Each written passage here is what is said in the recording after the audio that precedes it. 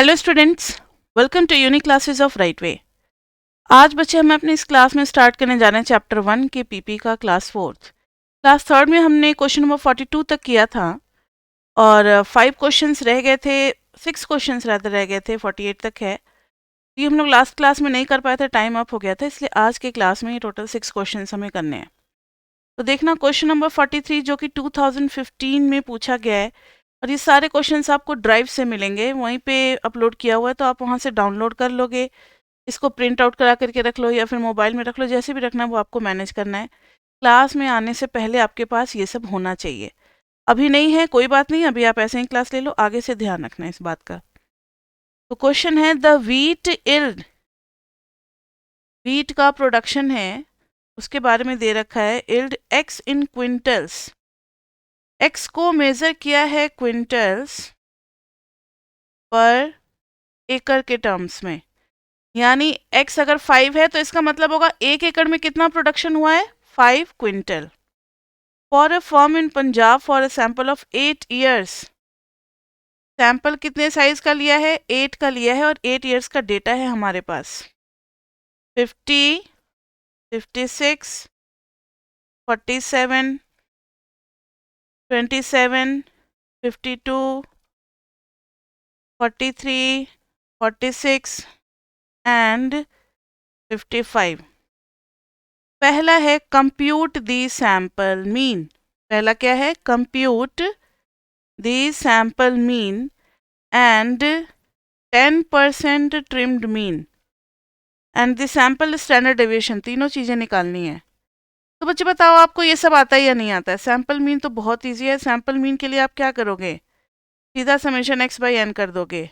अभी कितना है, जैसे समेशन एक्स में 50 plus 56 plus 47 plus 27 plus 52 plus 43 plus 46 plus 55 कौन क्या आ जाएगा, 8। निकाल लिया क्या आप लोगों ने?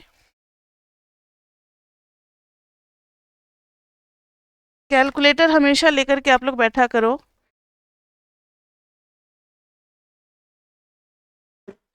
चलो अभी ये वाला क्वेश्चन पूरा कर देते हैं।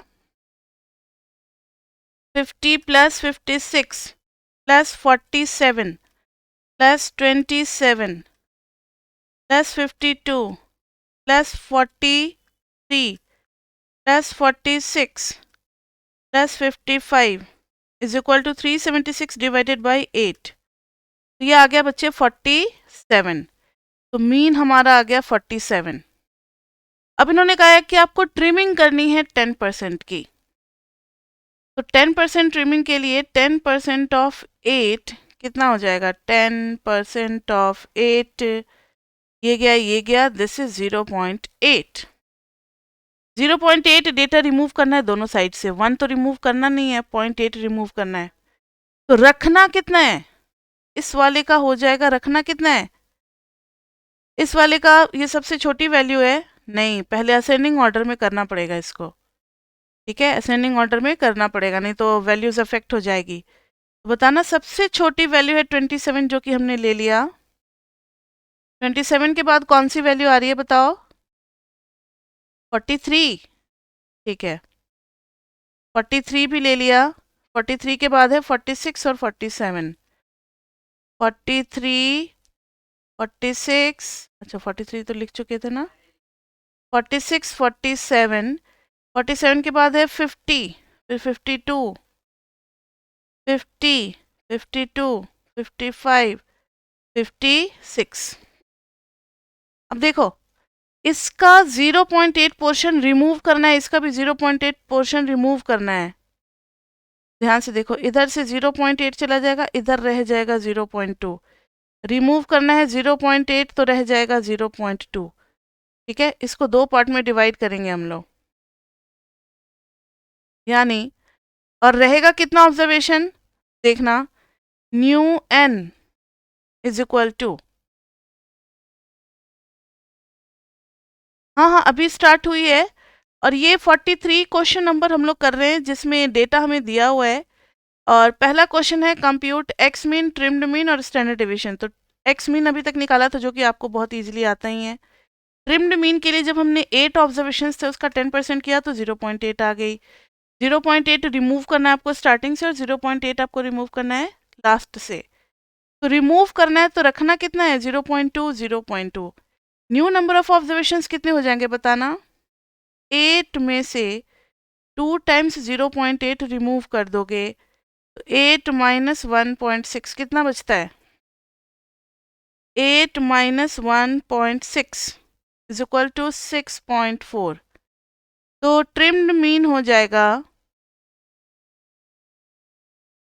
0.2 ऑफ फर्स्ट, तो 0.2 of 27 plus 43 46 47 50 52 55 plus 0.2 of 56 upon में क्या आ जाएगा 6.4।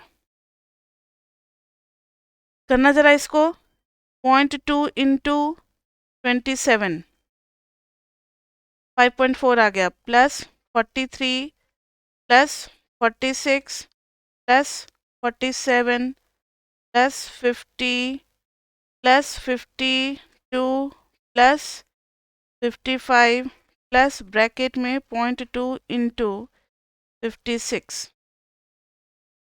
This is 309.6 by 6.4 divided by 6.4.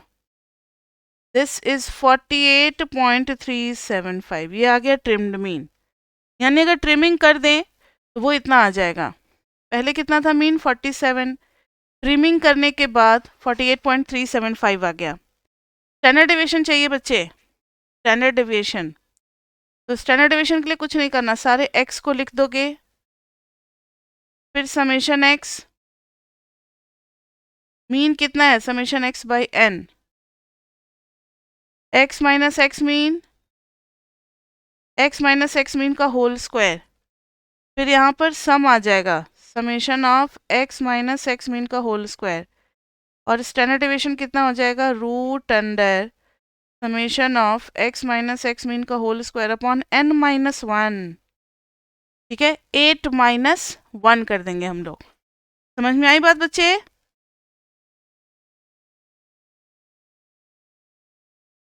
अब देखो आगे second part. Is the, question है, क्वेश्चन जरा ध्यान से पढ़ो, जवाब आप ही लोगों को देना है। Is this sample location mean,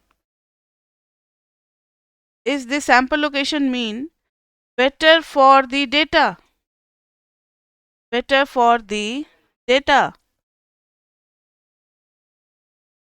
हाँ एक मिनट,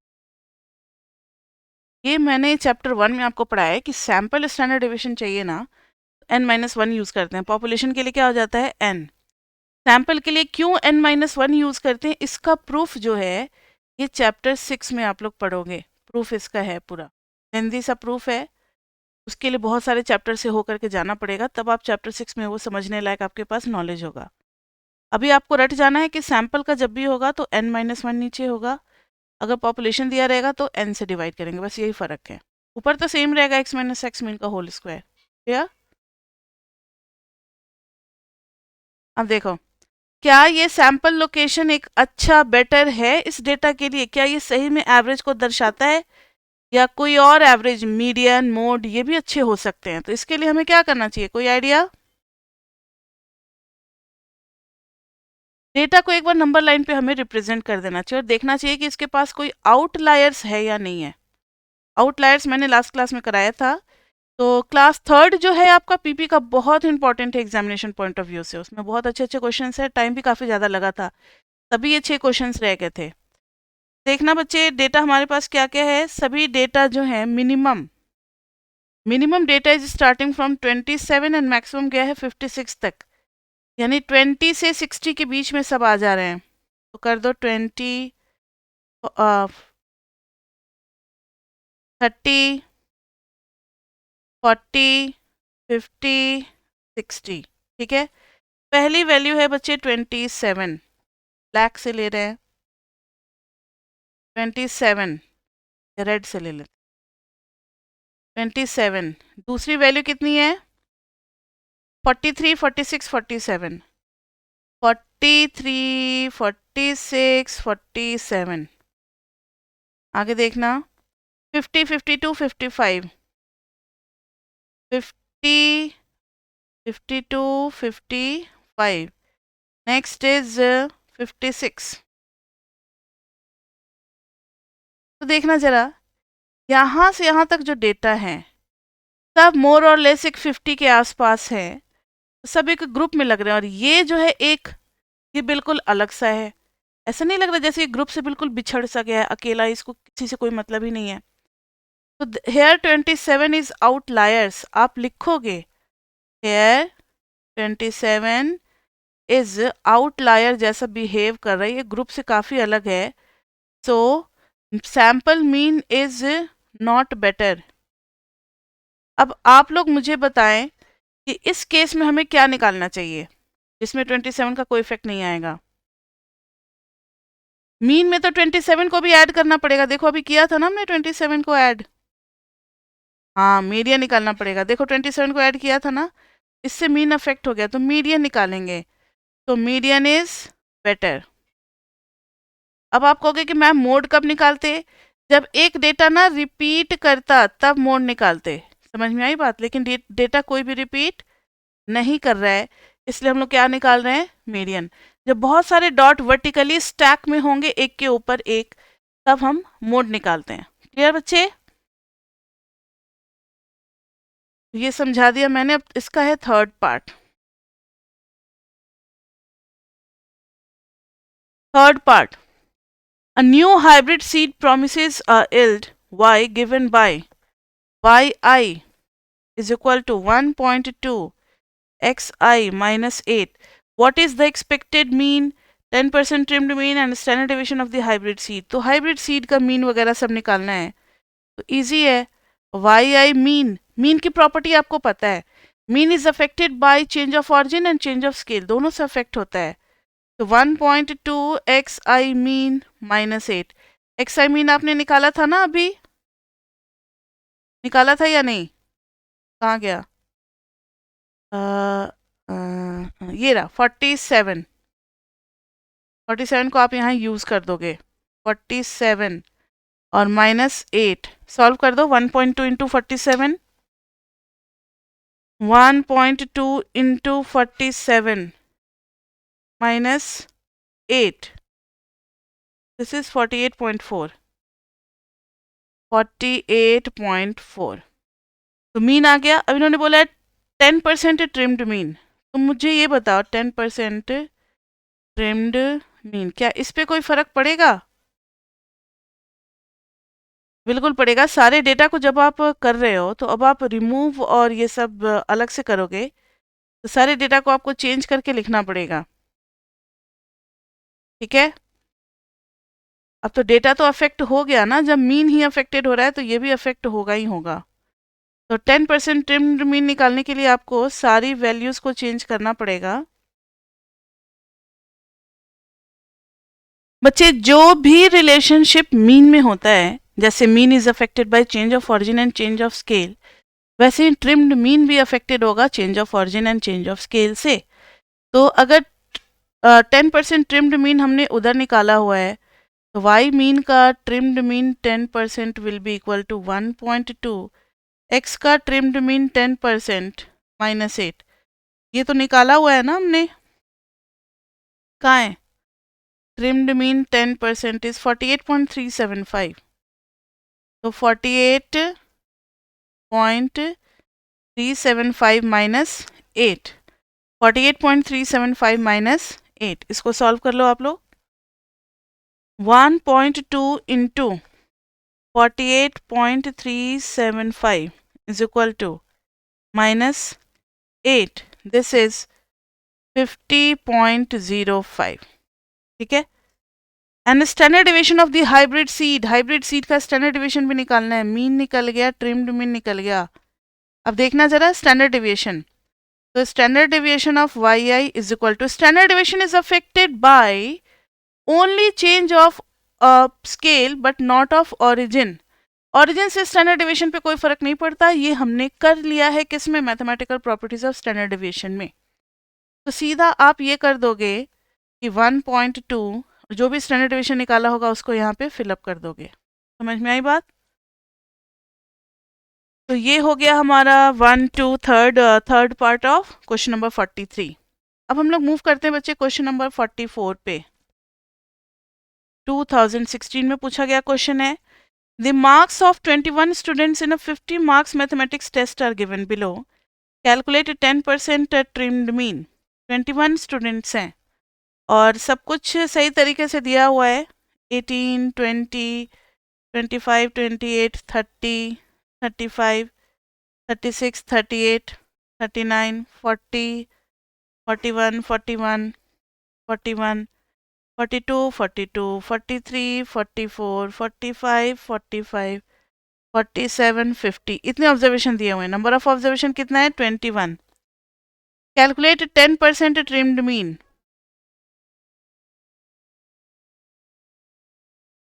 ट्रिम्ड मीन निकालना है हमें, 10% trimmed mean. Also calculate the median. Median तो निकाल लोगे आप लोग, it was later discover that student whose marks, ये सब तो ठीक है। Actually how will it affect the median value? Okay, देखो जरा बच्चे, सबसे पहले 10% ट्रिम्ड मीन निकालना है, मीडियन निकालना है और फिर रिप्लेस करना है। बाद में पता चला कि जो डेटा हमारा 35 था उसकी जगह पे क्या करना है हमें? 45। तो न्यू मीडियन निकालना है, ठीक है। तो चलो 10% ट्रिम्ड मीन के लिए 10% ऑफ 21 किया, तो दिस इज 2.1। 2.1 रिमूव करना है दोनों साइड से, तो दो डेटा तो रिमूव करना ही है, ये तो क्लियर हो गया। 0.1 रिमूव करना है, यानी इसका कितना रखना है हमें?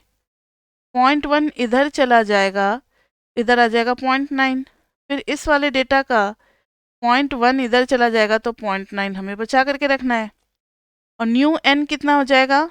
नंबर ऑफ ऑब्जर्वेशन बताना। न्यू एन कितना हो जाएगा? तो एन था हमारा 21 माइनस 2 टाइम्स ऑफ 2.1, 21 माइनस 4.2 कितना आ गया? 21 माइनस 4.2 16.8। तो 16.8 ऑब्जर्वेशंस है अब हमारे पास, और आपको करना क्या है ये तो क्लियर हो गया ना। 0.9 ऑफ 25 प्लस 28 से लेकर के 45 तक, फिर 0.9 ऑफ 45, फिर सबको डिवाइड कर देना है किससे? 16.8 से। ये आ जाएगा 10 कितना percent? 10% trimmed mean. Clear? Next है मीडियन। मीडियन के लिए देखना बच्चे, एन कितना है? 21। तो मीडियन हो जाएगा 21 प्लस 1/2, क्योंकि ऑड था, ऑड के लिए हो जाता है n प्लस 1/2। तो 22/2 यानी 11th टर्म। 11th टर्म कौन सा है देखना जरा। 1 2 3 4 5 6 7 8 9 10 11। तो दिस इज मीडियन, ये मीडियन है हमारा। तो मीडियन इज 41। अब इन्होंने कहा है कि बाद में पता चला कि 35 की जगह 45 आना चाहिए था। देखना जरा बच्चे, 35 की जगह 45 आना चाहिए था। 35 कहाँ है? यहाँ है। अगर ये 35 हटा देते हो, 45 कहाँ आएगा? एक और सपोज करो 45 यहाँ आ गया, तो सब का पोजीशन एक एक क्या हो गया? कम हो गया, क्योंकि एक बी से डेटा रिमूव ही हो गया ना, ये रिमूव हो गया। तो अब ये वाला 41 10th पोजीशन पे आ गया और ये आ गया 11th पोजीशन पे, नेक्स्ट वाला 41। तो ये since 10th and 11th values are same, so values is not affected but place is affected। Median का प्लेस बदल चुका है। 41 41 दोनों सेम है, इसलिए आंसर सेम आ रहा है। तो आप लिखोगे मीडियन इज नॉट अफेक्टेड, लेकिन प्लेस तो बदल चुका है। अगर 41 की जगह 42 रहता या कुछ और रहता तो फिर फर्क पड़ता उस पर। तो लिखेंगे स्टिल मीडियन इज 41, क्योंकि 41 बहुत टाइम रिपीटेड है, इसलिए उस पर कोई फर्क नहीं पड़ा है। क्लियर बच्चे? नेक्स्ट देखो क्वेश्चन नंबर 45, जो कि पूछा गया है 2017 में। The height of 5 players in a football team have a mean of 76 inches. कितने प्लेयर हैं? 5 है और मीन हाइट, एवरेज हाइट कितना है? 76 इंचेस है. Median of 78 inches and the range of, range क्या होता है? Highest minus lowest, 11 inches. If the tallest of these players is replaced by a substitute who is 2 inches taller, अब ध्यान से सुनना, 5 प्लेयर है, मान लो x1, x2, x3, x4, x5 है.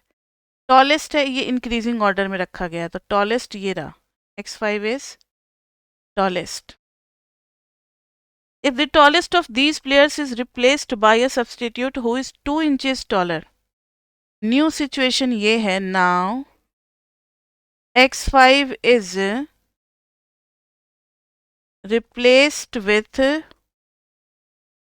x5 plus 2. 2 inches और ज़्यादा हो गया. Would these three measures change? If yes, how? किस किस पे फर्क पड़ेगा ये आपको बताना है. तो बच्चे देखना, old mean is equal to old summation x by 5. Old mean कितना था? 76. Old summation x by 5 which implies old summation x is equal to 76 into 5. 76 into 5 380. ये ओल्ड समेशन x आ गया. न्यू समेशन x क्या हो जाएगा बताना जरा.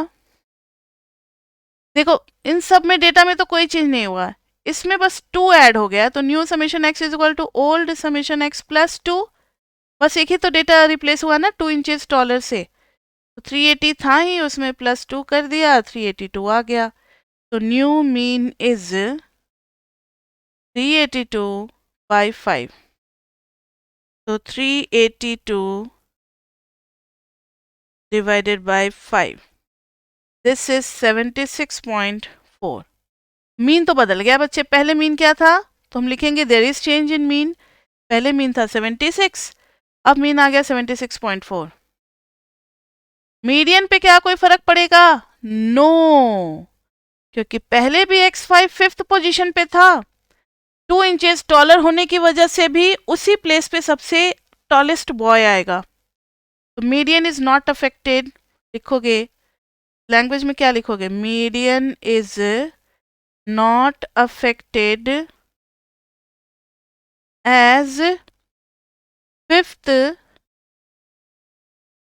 Data is at again at the same position, is again at same position. और position से फर्क पड़ता है किस पे? मीडियन पे.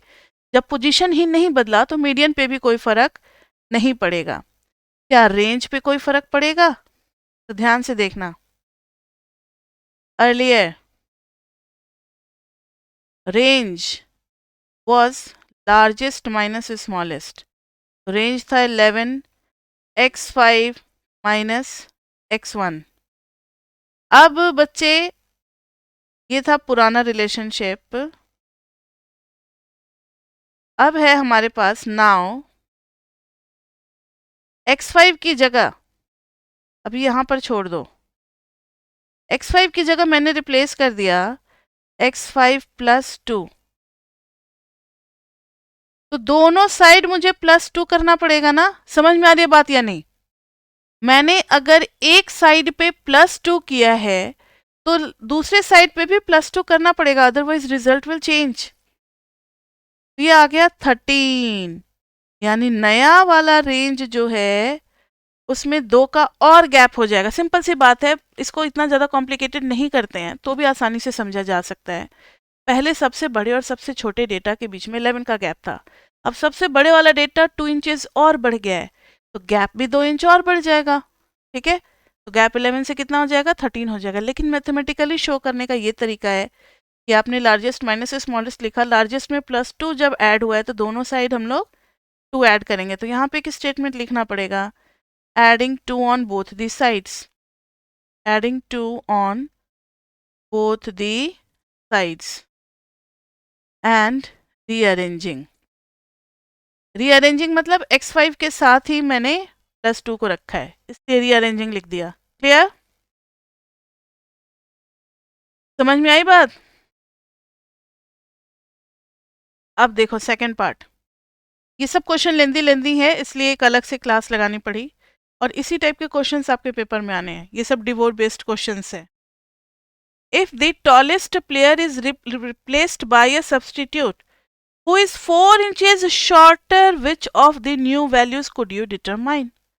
अब 4 inches shorter हो गया, x1, x2, x3, x4, x5। अब x5 में x5 -4 हो गया। शॉर्टर होने की वजह से क्या आप इसका प्लेस बता सकते हो कि ये कहाँ होगा? हो सकता है कि ये x3, x4 के बीच में हो, या यहाँ आ जाए, या यहाँ आ जाए, या यहाँ आ जाए, कहीं भी आ सकता है शॉर्टर होने की वजह से। इसलिए कोई प्लेस इसका कंफर्म्ड नहीं है। No place is confirmed, no place is कहीं भी आ सकता है, no place is confirmed for x5, so no place is confirmed for x5, so median can't be found। Median तो हम नहीं निकाल सकते बच्चे। रही बात मीन की, तो मीन तो निकल जाएगा। New summation x is equal to क्या हो जाएगा? ओल्ड समेशन x -4, तो new summation x by n, इधर भी n कर दोगे। ओल्ड समेशन x कितना था? अभी तो निकाला था हमने 380, तो 380 -4 बाय नंबर ऑफ ऑब्जर्वेशंस तो 5 ही रहेगा। 380 -4 इज हाउ मच? 376। तो यही डिस्चार्ज हो गया। सिंपल कैलकुलेटर से काम करना पड़ेगा। कितना है? 376 divided by 5 is equal to 75.2। This one is new mean. और क्या क्या था? मीन निकालना था, मीडियन निकालना था, विच ऑफ द टू, और वो रेंज, रेंज भी तो चाहिए ना।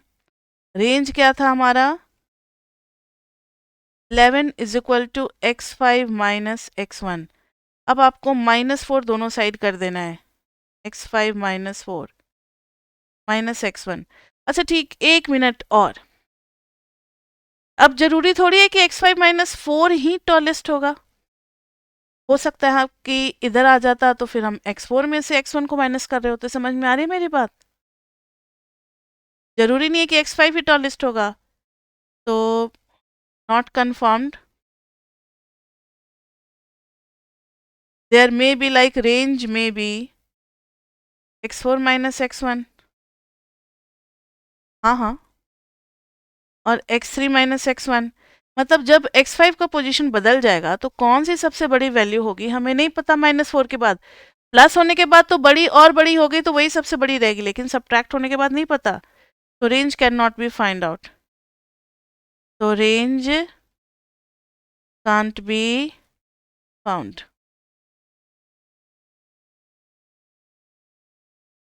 Show that for any 3 events A B C with P C greater than, ये तो प्रोबेबिलिटी का क्वेश्चन, ये तो हम लोग नेक्स्ट वाले में करेंगे, तो अभी नहीं करना। ये थर्ड पार्ट में था, तो ये मैंने लिख दिया जरूर क्वेश्चन में, लेकिन ये चैप्टर 2 में करेंगे हम लोग। अब आते हैं बच्चे क्वेश्चन नंबर 46 पे। ये समझ में आ गया? बहुत इंपॉर्टेंट कॉन्सेप्ट था कि प्लस करने से मीन, मीडियन और रेंज पे क्या फर्क पड़ रहा है, माइनस करने से कौन कौन सी चीजों पे फर्क पड़ रहा है, जो कि हम फाइंड आउट कर सकते हैं। ठीक है, अब आते हैं 46 क्वेश्चन नंबर पे। दी आर्क्स ऑफ, ये क्या है? कुछ द मार्क्स ऑफ होगा, मार्क्स कर लो उसको, एम छूट गया है। The marks of 21 students in a 50 marks maths test are given below. 21 student का मार्क्स हमें दिया हुआ है, फिर उसी तरीके से, और इन्होंने कहा है 10% ट्रिम्ड मीन निकालो। सेम तरीके से निकल जाएगा जैसे अभी हमने निकाला था, किस क्वेश्चन में निकाला था 10% ट्रिम्ड मीन 21 के साथ, सेम एज दिस वन 44। यही वाली पूरी आपको कैलकुलेशन करनी है। सेम एज 44, क्या सेम क्वेश्चन भी है? देखना 44 का हो सकता है क्वेश्चन कहीं रिपीट कर दिया होगा। 18, 20, 25, 28, अरे सेम टू सेम क्वेश्चन है। कभी कभी इसमें ये डीयू ने रिपीट नहीं किया होगा क्वेश्चन, ये 10 ईयर वाले बुक वालों की गलती होगी कि उस क्वेश्चन को इस ईयर में छाप दिया होगा। ये सेम टू सेम क्वेश्चन है, so we have done this. 46 के बाद आ जाओ 47, done. Question number 47, 2018। Mean, median, mode, standard deviation, minimum, maximum, 5th percentile, 10th decile, 90th percentile, 95th percentile, सब कुछ गिवन है। What can you conclude about skewness of the histogram? Skewness के लिए बच्चे हमें बहुत ही simple mean minus mode upon standard deviation से ही निकल जाएगा। तो स्क्यूनेस कितना आ जाएगा बताना। मीन कितना है 535, मोड कितना है 500, by standard deviation is how much 96। आ गया ना नेगेटिव, तो लिख देंगे नेगेटिवली स्क्यूड, नेगेटिवली स्क्यूड।